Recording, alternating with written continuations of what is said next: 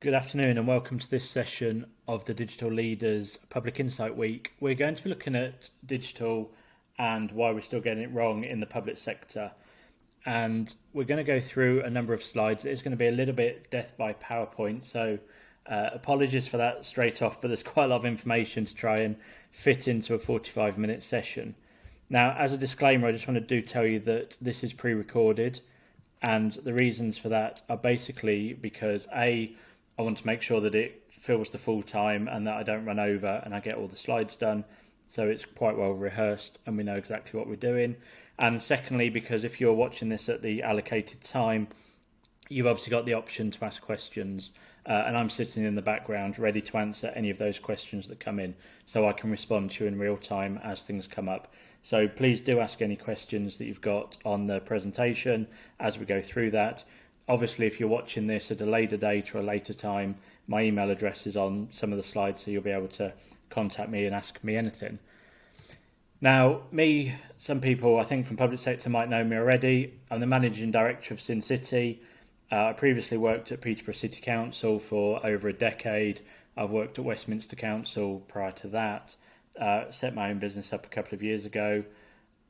2 years ago now, I think it is. 2 years October. I released my book, Be the Five, which is about digital confidence, decision making, a methodology of how to understand what digital can do for you in the business. The book itself is aimed very much at non-technical senior directors, chief execs, and we'll kind of get into that as part of the presentation as to why that's so important. I also have a podcast, Digital Confidence and Decision Making, which is available on every single platform that you can get a podcast on, and please do listen, please do subscribe, because honestly I could do with the numbers being increased as much as possible on that.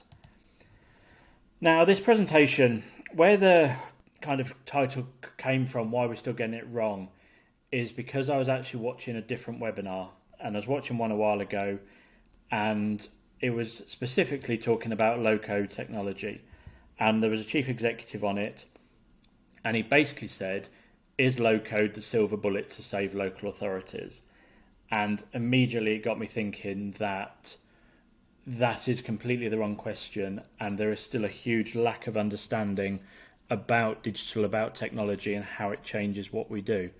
So the bit we're getting wrong, essentially, I'm going to answer my own question to the presentation in the first 2 minutes.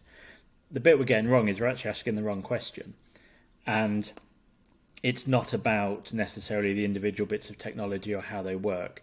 It's about using technology to deliver your services in a fundamentally different way to how you have been before. And that means it's much bigger than the IT team, the digital team, the change team. This is something that everybody across the organisation has to understand. They have to understand that they can completely transform how they deliver their services. Completely new ideas, new ways of thinking, new ways of working. And what we're going to do is explore some of those ideas within this presentation, and to give you a few kind of thoughts or processes that you can go through to come up with some ideas that might help you to really change the way that you do deliver those services. So, first point, identifying where the costs are. Obviously, each service costs you money. It'll go in different places. There's expenditure. Some services have income. Some are profitable, some are not. There's various means of delivering services within councils. But if you want a high overarching kind of methodology you can work to, then we take the Pareto principle and we do a bit of an 80-20 split. So whether this population is the entire council population, whether it's just the population that use your service, you can start to break that down. So you're going to have low need people, you're going to have high need people. So I myself would categorise myself in most council services as low need. I maybe contact you once a year. It might be about council tax, it might be a change of address, it might be a planning application, something like that. I'm not a high need user of many council services. And you could broadly say that 80% of the population within any district, borough, county, etc. are similar to me. Obviously then you've got 20% who are high need. You then break that down again. You do the same 80/20. So now of the low need people, 64% of those very happy just to go online, have their services delivered to them, never really speak to anyone, meet anyone. It might be online web, it might be online phone call, but it's not face to face. A small percentage of those are offline. They like to turn up to the actual customer service centre, go see people face to face, do things in a more traditional way. On the flip side, then you've obviously got the same with high needs. So there's a proportion of people within the high need services that can actually access everything online, and can do all their services through web apps, web services, chatbots, automations, anything like that, and a percentage that are offline. And the reason why it's important is because then we can overlay this with where the costs are of that service. So if we take a round figure of £1 million, we're actually just going to apply the 80/20 rule to this again, but we're going to reverse it. So your high need 20% of people are costing you 80% or £800,000 of that million. Your low need 80% are costing you 200,000. And again, we bring that down to this lowest level. So you're looking at a cost where your high need offline people are costing you to deliver a service to a huge amount of money compared to your low need online. And you can go through this, as I said, as per service. You can go through it as a council as a whole. Each exercise is so obviously where you want to be is over here. You want people to be low need, you want them to be online because that's the least cost to you to deliver that service. That might mean you have to step people across from one side to the other. It might mean that you need more of low need offlines to move to online. You can change the way you think about how you're delivering your service and who you're delivering your service to based on this model. And obviously it's not going to be 100% accurate, it's a theoretical model, but you can sit there and go, okay, we're going to look at planning. Where does planning sit? Planning probably sits low need online for things like extensions to house or change of use. They're one-offs, happen once a year, a handful of people will do those. You might look at something in social care, actually we're in the high need offline element to that. So can we move some of it to online, or actually how do we move high need to low need? And some of that's digital and some of it's not. And this is why the question is kind of wrong about the silver bullet, because you have to be thinking about how you can deliver the service differently to shift the cost from the high cost services over here to how we get it to a much lower cost. And that's kind of a starting point that I go through with every single service and every council that I work with, because it just gives you a slightly different way of thinking about who we actually build in services for. And if you haven't got some of these services in place, you're going to be it's obviously going to be costing you more money to serve them offline than it is online, particularly for low need. Now, there is an element of, are we spending a lot of money doing planning services and things like that, which are actually for relatively affluent people who fit into this online kind of low need criteria, more so than we are social care people, high need offline. But actually, if you are moving people over here, you're freeing up staff, you're freeing up time, people, resources to work over here to spend more time where it's needed, so we can move people across into the lower cost categories. So that's the first thing that we need to look at, obviously where the cost of the service is and kind of that breakdown. Now, the second thing is going to be supply and demand. And this one is a slightly different for a lot of people. So the basics of supply and demand in the kind of the private sector, commercial sector, if there's more demand than supply, price goes up. If there's more supply than demand, price goes down. Relatively straightforward. I think the best example of this at the moment is probably the car market. Second-hand cars have gone through the roof with their prices because there aren't enough new cars coming in because of the chip shortage caused by COVID. And prices have gone up 20-odd%. They're like £5,000 more expensive for what was a 15 grand car is now nearly a 20 grand car in the second-hand market. And a lot of what we do in the commercial sector is trying to readjust that balance of supply and demand, and making sure if we want to increase our prices, actually we need to kind of limit how much supply of us there is, so that there's more demand on our services, we can put the prices up. It's a very simple theory, but if you think about, from our perspective, we're talking supply and demand and pricing. You're thinking about supply and demand and cost of delivering services. And that's where we can start to look at how it changes. So a kind of a tenuous link into some of these things. If you look at a fast food restaurant, McDonald's as an example for this, where are they on the supply and demand kind of panel? They have massive amounts of supply. There's a restaurant everywhere. Most of them are 24/7. There's no limit on how many people can walk through the door. You can order on your apps. You can do Just Eat. You can do Deliveroo. You can do all sorts. The supply that they can give is incredible. It is huge amounts of supply, and therefore pricing from McDonald's is relatively low. You think about a Michelin-starred restaurant, you may only have one particular restaurant by one particular chef. Therefore, the demand to get into that restaurant is huge. There's not enough supply to cater with that. Therefore, you end up on huge waiting lists, going through the motions, turning up, and it's a very small restaurant. Few people can eat there. Therefore, in general, the prices are very high. Admit there's a few Michelin-starred restaurants that aren't massively high priced, but in general they are. And the cost of delivering that is obviously much more than it is at McDonald's. So you can kind of factor in, thinking again about council services. Some of the services are a bit more of a McDonald's service. We can always kind of cater for what supply comes in. Some services are going to be a bit more Michelin-starred restaurant, where actually we need to almost limit the supply and how much we can get through because of what we can actually deliver as a council. Now, we take that one step further and we start to look at the staffing of those restaurants. Now, McDonald's is trying to move to automation. So in the old days, and I talk old days for me, kind of the 90s, used to turn up to a till, there'd be a row of people stood at the tills to serve you, people behind that, and then kitchen staff. They're obviously now moving to a more automated model. It's touchscreen, you go in, it's a bit more, I compare it a little bit more to Argos, where you stand looking at a screen waiting for your number to come up. But they've tried to simplify that process and automate a lot of it, removing some of the people aspect of McDonald's and serving, reducing headcount. Within the kitchen, what they've done is sort their processes out, so actually you can be relatively low skilled in McDonald's and still work there and still cook burgers. I work there as a 16-year-old. I'm sure people on this call have worked there.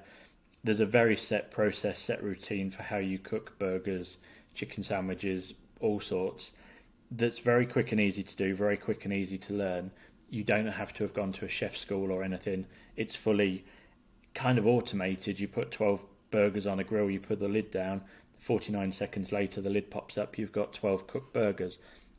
There's not a huge amount of skill that goes into that. Now compare that to you turning up to a Michelin-starred restaurant. You're probably met at the door. There's probably a maitre d' of some sort meeting you, doing a meet and greet. Your waiter, waitresses, highly knowledgeable, understand exactly the menu, understand the ingredients, where they've come from, can explain it to you. You might then have a wine sommelier who can match all of your food to the wine. You then may have a fiery tempered head chef or executive chef who manages all of the restaurants, probably in his name, works out the menus and oversees quality control and things like that. And then you'll have a big team of very skilled and talented chefs in that kitchen. And obviously that comes at a cost and a price. And you can start to see where we're going with some of this when we start to think about council services, where we've made the front door a bit more Michelin-starred, you're met greeted. You go through kind of a bit of a triage with people before you get into the service, and a highly skilled person is able to deal with that. And in some cases, we've gone a bit more McDonald's, where we've gone automated a front end, and hopefully some of the processes can be captured by, I don't call them low skilled, but kind of a customer service, more generic staff that can pick up those tasks that don't really need the same level of knowledge or understanding of a service than you'd get in a Michelin-starred restaurant.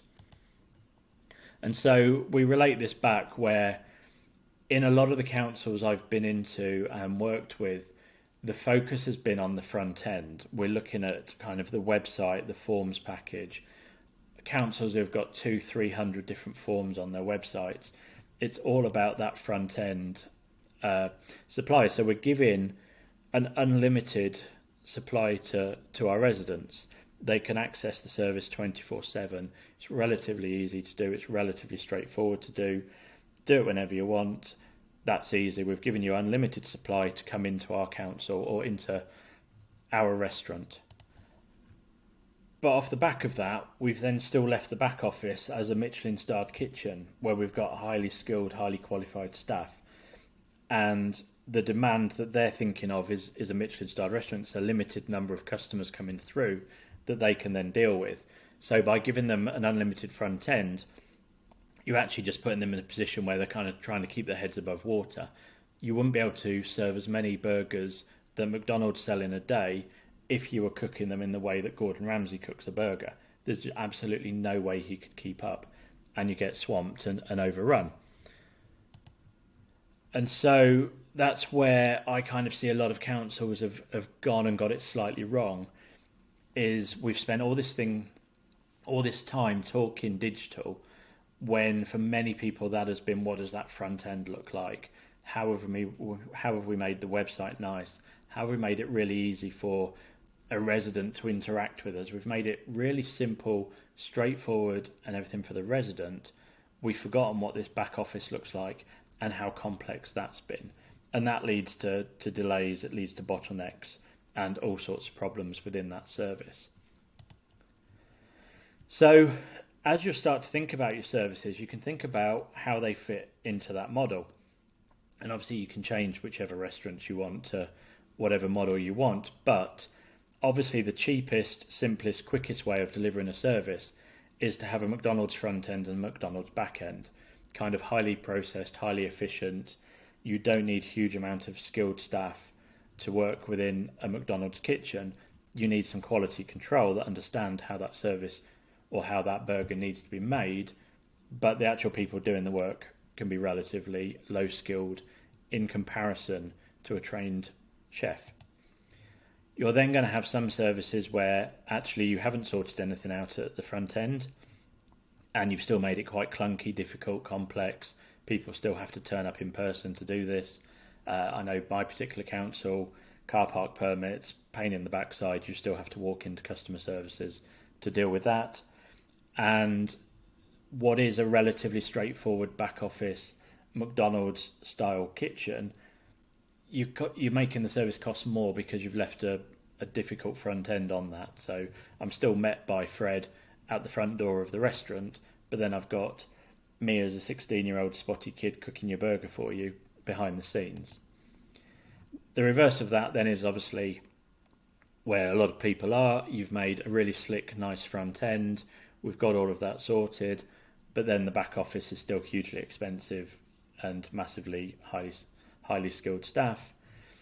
And then again, the most expensive is obviously Michelin, where you've made it difficult to get in and you've got the staff at the back. So that's not to say that one size fits all. There are going to be services that sit here in the McDonald's that you can focus on. So again, thinking back to the 80-20 rule, we need to get the low need people online because that's the least way or the least cost of delivering that service. That's where the McDonald's kind of mentality will help you to get that. But again, you might come right down to the bottom and you might think, okay, planning apps for 150 house housing development, that has to be Michelin because it's not very often, it's huge amounts of work, and we want everything to be face-to-face, upfront and open. You might find that Michelin is how you need to deliver some social care, some education, some childcare. None of this is wrong. It's just thinking about where those services currently are, how they're delivered, and actually how you can start to move people from one to the other. So, and you might even say actually within a particular service that needs to be Michelin, there are still elements of that could be McDonald's. So let's move those bits and let's not worry about everything. So sticking with the planning kind of theme, you might say, okay, for someone who's just applying for an extension to their house, for example, will make that relatively quick, simple. McDonald's will, but as I said, housing estates, big changes, things like that, that obviously stays where it is. So you can mix and match what this looks like, but really you want to try and avoid where you've got a mix of two. So if the back office element is really simple, then sort the front end out. And likewise, don't just put a really slick front end on something that's difficult to do behind, because they'll just be struggling to keep their heads above water. And most of you will have seen or spoken to, particularly planning departments, they really struggle with the number of applications they get and the amount of work. You'll have heard all sorts of number of cases people can manage in social care and things. So we have to start thinking slightly differently about how these services are delivered. So the third element, I've called it the digital marketplace ecosystem, but this is kind of a slightly tenuous link, but it's going to talk about where we can kind of move to with some of these systems now, and how we need to think slightly differently. And this, for me, is really where digital starts to play a part in our thinking. And we're going to go with Uber. I know people are sick of hearing about Uber, but it's generally spoken about in completely the wrong terms when it comes to how you actually deliver a service, or how Uber itself as a company works. And I'll try and explain why through the next couple of slides. But Uber, as we know, people talk about it, Uber's a taxi company that doesn't have any taxes. I disagree. I don't think Uber's a taxi company at all. And again, I'll explain why I think that is. So you have a buyer, someone who wants to buy something from Uber. Generally, they want a lift from someone from A to B. That buyer could also be your resident. It could be anything. On the other side of that, you have a seller, and the seller is someone who is going to deliver that outcome for you. And so again, you think in council services, we are the outcome. Someone who works in the council is a seller, and a resident is a buyer. What sits between those is a marketplace. And obviously for Uber, that's an app on the phone. But if you think about what Uber's actually doing, they're just providing a platform that a buyer can input some information into.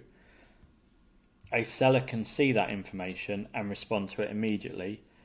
And then that kind of dictates how much it's going to cost, where they're going to go, and how they're going to kind of resolve what they want that outcome to be.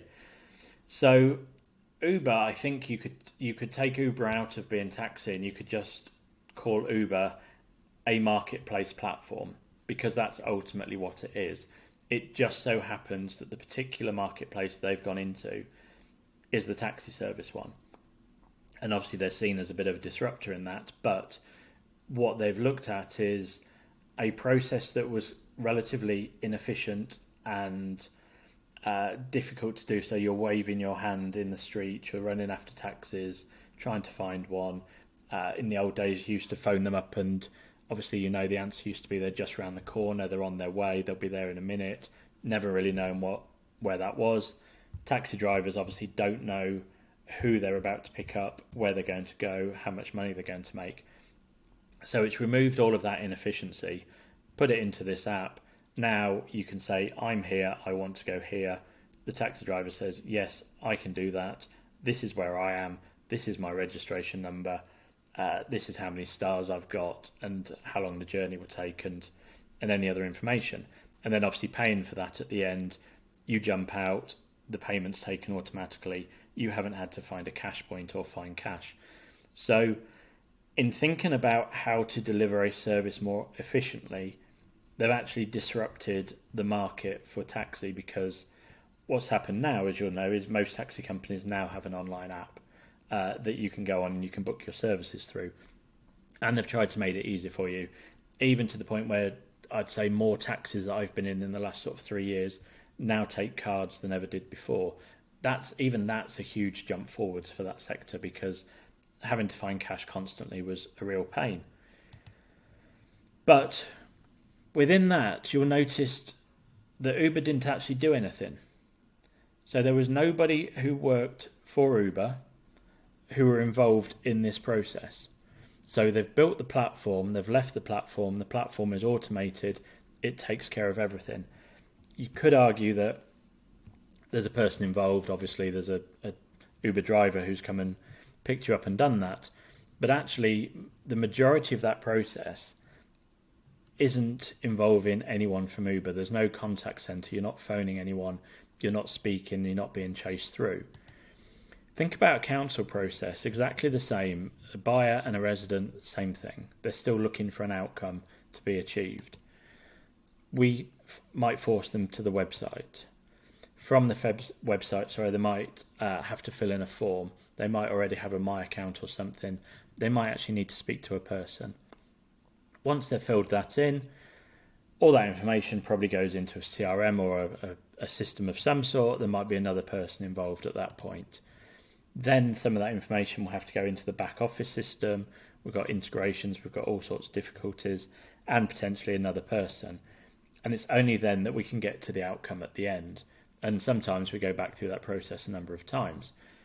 So Uber, this is why I quite like their model, regardless of the company and what you think of the company. Uber have actually distanced themselves from the entire process and taken them out of it. They've provided this single app that actually delivers the service for you without anybody being involved. In a council, we've gone very linear and gone step by step through a process before we get to that outcome. And so, which one is the more efficient of those two services? Uber haven't had to hire this person here. Uber haven't had to hire this person here. Uber haven't hired this person here. What they do obviously have is developers and people who specialise in digital technology and things who have built a platform that allows a buyer and a seller who provide the outcome to connect really efficiently, to transfer information between the two, and to deliver that outcome that they desire. And so we can automatically then go back a step again and start thinking about McDonald's. We have a buyer, I walk into a restaurant, I'm using a touch screen, it's not an app, it's a touch screen service, and the outcome is delivered to me relatively quickly. Yes, there is a person involved, there is someone cooking, but again, we're not talking a highly paid chef, we're talking a relatively low skilled, low paid person, probably not much more than minimum wage within that process, but I'm still getting the outcome I want very, very quickly, very cheaply, very easily. In most councils, we're still in this position where even if we've got a front end, we're still going through steps, people, treating services as if it's a Michelin-starred restaurant. And obviously there's a lot of cost involved in delivering a process or a service in this way. And obviously what we want to be looking at is moving more services to the McDonald's layer than what we are. So everything we're talking about is interrelated. So we start with the 80-20, split out what that looks, who are we serving, how much is it costing us. We can bring that into the supply and demand model. How do we manage supply and demand into the services? Where are the costs? Where are the savings? We're now talking about this marketplace. And that's where we're thinking about Uber. How have they actually taken themselves out of the process? And they've done it incredibly well. Now, you might be asking me, what the hell has this got to do with local authorities and local councils? But recently, 5 months ago, as it says in the little box on the screen, I asked a question on LinkedIn of people, and I think it confused some people, but actually I asked, would you rather complete a paper form with a 24-hour yes/no response or an online form that took 3 to 4 weeks for a response? And some people came back and, oh, that's wrong, isn't it? Why would it take longer? It's like, well, actually it does. But that's not the point. The point is, what do residents want? And, okay, 120 people, it was close 50-50. But what that means is that the speed of the outcome, the speed at which they get the answer, matters more to most people than the way it's delivered to them. So where we think of outcomes and the best food and the best steak and let's take it slow, let's cook it well, let's rest it, let's do everything. For most people, they want a Big Mac and they just want to walk in, get the answer, walk out again and not wait for it. So again, we need to think about how our services are delivering that speed of outcome rather than worrying about whether it's online, offline. Because actually, if you made me fill out a paper form, I walked in, handed it to you, and you gave me the answer straight away and I walked out happy, that for me is better in some cases than me filling in an online form and waiting 3 weeks and then something turning up in the post that's actually not quite what I asked for. So again, you have to think about how you're delivering your services, but what is the outcome your residents want from it? Is it speed? Is it something else? So it's just things to think about as you're going through your service models. And as part of that, you're thinking about how do we kind of take the people and the bottlenecks out of that process in the way that Uber have made hailing a taxi relatively simple and straightforward compared to pre-Uber where you were either on the street or you phoned a taxi firm and asked for one and waited for it with no idea of when it was actually coming. We need to think about what we're doing with our processes. So it's just a quick exercise I did that I think gives you a slightly different take on how you're delivering a service or how you're thinking about delivering a service. And the key to kind of that marketplace piece is to think of Uber as it's broken down. So where I've gone kind of front end forms account, CRM, back office, I've talked about that being a very linear process. If you break the Uber app down, and this might be out of date because I got this information a few years ago at a conference, so they may have changed some of these suppliers, but there's an element that sits on Amazon Web Services. It's plugged into Google Maps. They use Braintree as their payment engine. They use Twilio for their communications back and forth, and they send your emails via SendGrid. All of that is fixed into this single app. So it's not necessarily a linear journey through each stage where something happens. They've brought that together into this non-linear ecosystem. And too many times in councils, we still look at everything as a linear process. Whereas actually, you can sit there and go, actually, we've got the core application, we do have the website, we do have some of these other tools, we do have SMS, we have gov.notify, we have various bits. Instead of thinking it linear, how do we plug all of those in so we're giving a single seamless experience? And it's when you can get to that stage of thinking that you'll start to get the disruption within the service that you want. And again, that's why I don't always think it's necessarily on digital or IT's job to come up with some of this. This is where experts in the field have to think, how do we currently deliver that service? What is the most efficient way of doing that? And actually, instead of going step by step by step, could we bring all of that together into a single, I'm going to call it an app, but it doesn't have to be an app, a single site, a single platform, a single way of delivering stuff. And that might mean that you use AWS for part of a service and not for other bits. It might mean you bring in a different payment provider because some of the more traditional local authority payment providers are step by step by step by step. We want something quick, simple, easy, roll it out relatively fast.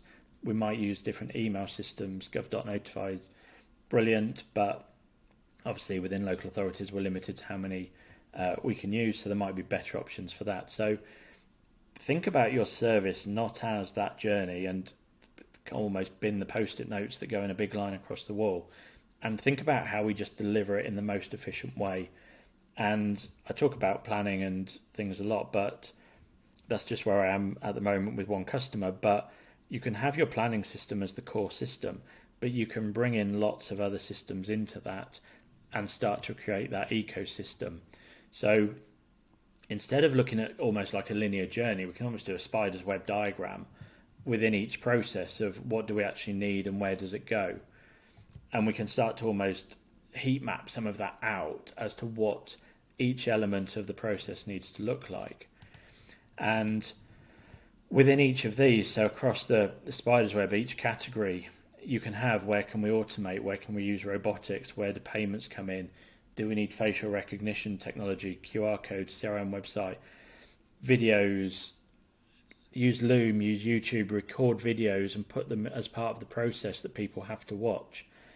You can do Calendly for a service. So again, planning, could we set a Calendly account up that people can book onto, and every Wednesday morning we do a 1 hour session with the planning team for people to do a drop-in question and answer. And if you've been to that session before, you fill your forms in and send them in, we fast track it because we know you've listened to us and been through the process. So there's so many different ways that you can think about using technology to deliver services better and in a different way that don't just go on a linear journey through. You can drop all of these things in, and you might use Calendly for one service and not use it across the entire rest of the count. So it could be a team of 5 that use it and they're the only ones that use it. But can we use webinars better? Can we integrate better, bring things together? All sorts of ideas that you can look at as to how we deliver better services, and again think about supply and demand, where our customers are, what we want to do. So I work to some guiding principles within most of the work that I do, and it's an easy one to remember. It's ICE, and obviously that stands for Integrated Cloud Ecosystem, and that is where we start to think about how we're delivering that service and how we deliver it in the most efficient way. And that might be that we're bringing all these tools in. The integration is not just integrating systems, integrating teams, getting teams talking, and cloud. Obviously, I'm cloud first with most things I do, but I appreciate that that's not always possible in every single environment. But let's go with that as being part of the answer as to how we're going to create this ecosystem. Bearing in mind, most cloud systems are designed in a way that are kind of meant to be integrated with other systems or form part of an ecosystem naturally. And again, I've talked before about you can categorize some of your systems into manage, improve, and reimagine. Reimagine is that kind of blank piece of paper. Let's start from scratch. Improve is we've already got a system, but we can put something around the edge, make it better, change the processes.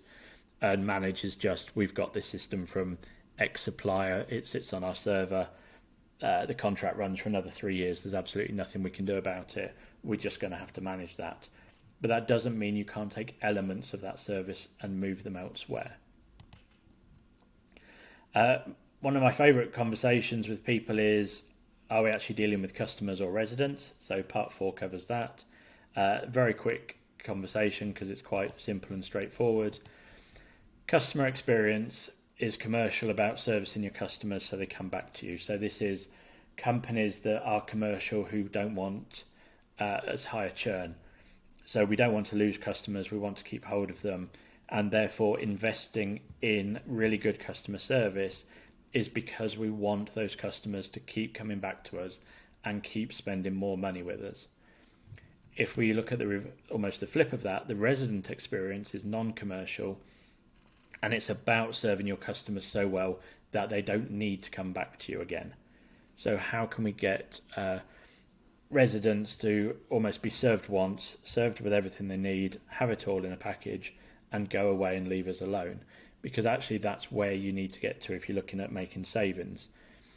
And it's not necessarily that you have to do a big shout and pitch about it. It's again just thinking about how you're delivering that service. Is it something where we're going, we just want to improve customer service? Because actually most people don't know kind of where they're at now and where they want to be. So if you're a 6 out of 10 and you're saying we want customer service to be 9 out of 10, if that's going to cost you an extra £1 million a year, what's the return on that? I'd argue in most cases there isn't a return. Resident experience, very different. We're not trying to get them back. We're trying to say almost how are we delivering a service so that you don't ever need to, because every time you contact us it's costing us money, and therefore we're investing this money in you not having to come back. And it's just a mindset thing. It really is. It's nothing more complicated than that. But it's what can change some of your drive some of your changes, and what you're trying to offer. And so kind of is this customer or resident? Again, another poll I did, if there was a tech service to tell you the night before your bin was due out, would you use it? 57% of 886 people said yes.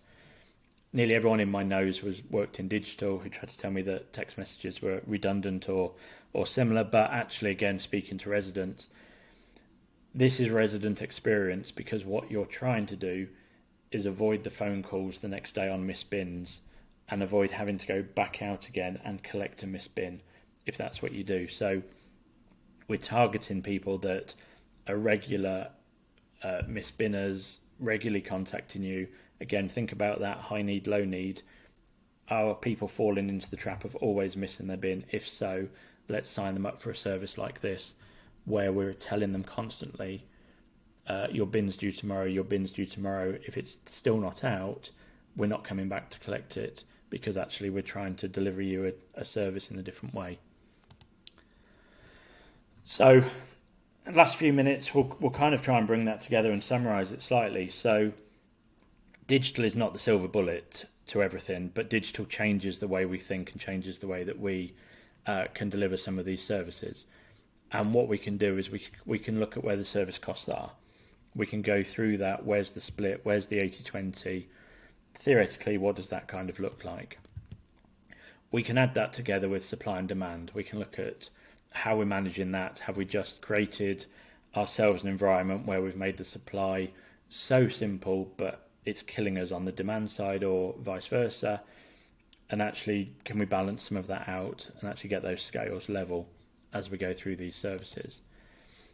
And then the marketplace. So have we thought everything within the ecosystem that's available to us and brought that together so that it's a non-linear journey through our service for customers? It's very quick, easy and simple for them to get the outcome that they require. And you simply divide that by whether it's a customer experience or a resident experience that you're trying to deliver. So is it something you can invest in because you're trying to give that better customer experience? Or is it something you can invest in because from a resident experience position, you know it will save you money longer term down the line with different services, with failure demand, with callbacks or anything like that. So relatively simple, but it's kind of taking some commercial aspects, some commercial thinking, and applying it to how we're delivering those council services. And obviously what that gives you is opportunity. It gives you opportunity to disrupt, to deliver better services, savings, to work closer with departments. There's no end to what it can actually give you, but, and it's key to this, low code is not the silver bullet. Low code is a solution within the overall package. Digital is not the silver bullet. Digital will give you a different way of delivering your service, but that means you might need service experts who can think differently, can change the way they deliver services, can upset the apple cart a little bit and break the norm. And it's only when you start to do that and break the norm that you can look at it and go, actually, we can now deliver services cheaper, better, faster. Some of the discretionary services that we were going to drop, we can actually keep those in place because we're going to fully automate them.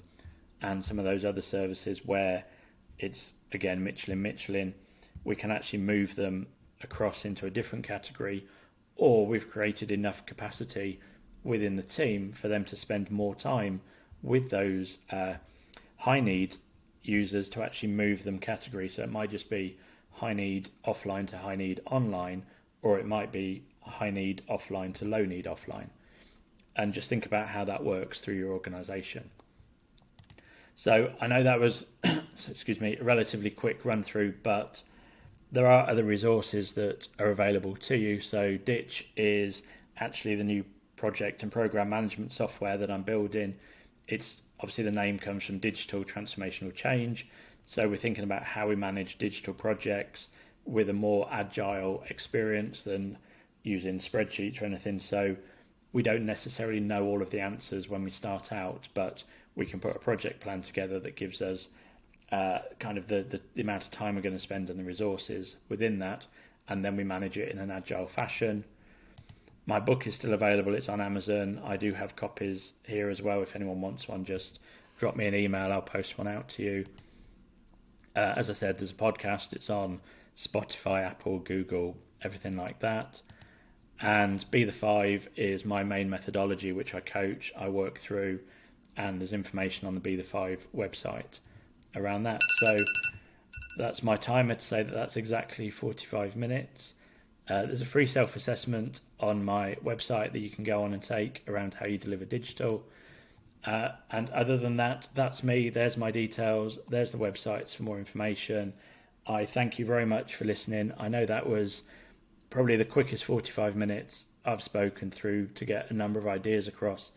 And there are lots of other things that we can think about with digital, but hopefully that starts to get your brain whirring a little bit, thinking differently, thinking outside the box. Don't go up to a social worker and say that they work like McDonald's, though, because you'll probably get kicked out very quickly. But it does just give you some new models, new ideas to think about. So thank you very much for listening. Drop me an email, drop me any questions, and hopefully I'll speak to some of you soon.